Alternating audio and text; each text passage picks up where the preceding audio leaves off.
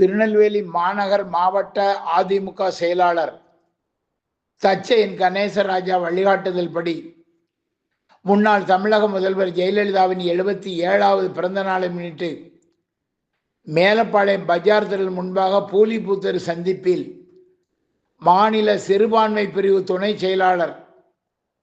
மஹபூப்ஜான் ஏற்பாட்டில் அலங்கரித்து வைக்கப்பட்டிருந்த ஜெயலலிதாவின் திருவுருவ படத்திற்கு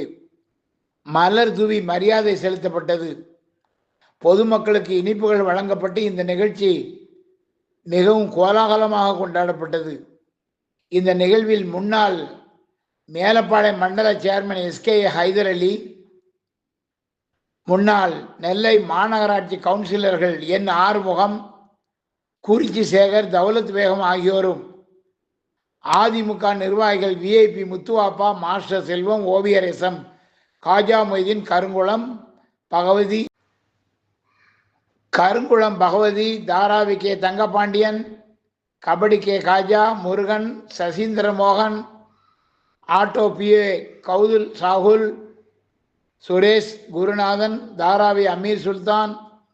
அம்ஜத் கான், பிரபு, கிருஷ்ணா உள்ளிட்டோர் கலந்து கொண்டனர்.